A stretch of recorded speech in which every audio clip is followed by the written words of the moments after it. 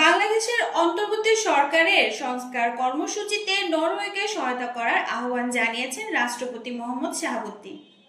রাষ্ট্রপতি মোহাম্মদ শাহাবুদ্দিন চুপ্পুকে অপসারণের দাবি জানিয়েছেন বৈষম্য বিরোধী ছাত্র আন্দোলনের অন্যতম সমন্বয়ক হাসনাত আব্দুল্লাহ। আমার দেশ পত্রিকার সাবেক ভারপ্রাপ্ত সম্পাদক মাহমুদুর রহমানের জামিন মঞ্জুর করেছেন আদালত। বৈষম্য বিরোধী ছাত্র আন্দোলনের জাহাঙ্গীরনগর বিশ্ববিদ্যালয় শাখার ১৩ জন সমন্বয়ক ও ৪ জন সহ সমন্বয়ক পদত্যাগ করেছেন। বর্ডার গার্ড বাংলাদেশ মহাপরিচালক মেজর জেনারেল মোহাম্মদ আশরাফুজ্জামান সিদ্দিকী বলেছেন, সীমান্তে আর পিঠ দেখাবে না বিজিবি। বৈষম্য বিরোধী ছাত্র আন্দোলনে হামলার ইন্ধনদাতা ও চাঁদাবাজ ইমরান হোসেন ওরফে সুলতানকে গ্রেফতার করেছে তুরাগ থানা পুলিশ। প্রবাসীদের আর্থিক ভিত্তিকে প্রসারিত করার লক্ষ্যে ব্যাংকগুলোকে ঋণ দেওয়ার নির্দেশ দিয়েছে বাংলাদেশ ব্যাংক।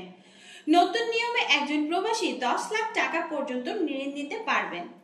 রাজশাহীর বাগমারায় গত 5ই আগস্ট বৈষম্য বিরোধী ছাত্র আন্দোলন চলাকালে ছাত্র জনতার ওপর হামলার ঘটনায় রাজশাহী 4 আসনের সাবেক এমপি আবুল কালাম আজাদকে গ্রেফতার করেছে র্যাব।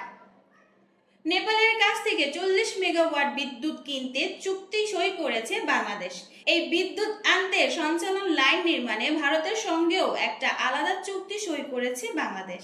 ইসরায়েলের অব্যাহত হামলায় গত 24 ঘন্টায় অবরুদ্ধ গাজায় আরো 99 জন ফিলিস্তিনি নিহত হয়েছেন। এবার ফিলিস্তিনের গাজা উপত্যকায় প্রধানমন্ত্রী রাহি মুস্তাহাকে হত্যার দাবি করল দখলদার ইসরায়েল। 10 বছরের আক্ষেপ মিটিয়ে জয় দিয়ে বিশ্বকাপ শুরু বাংলাদেশের।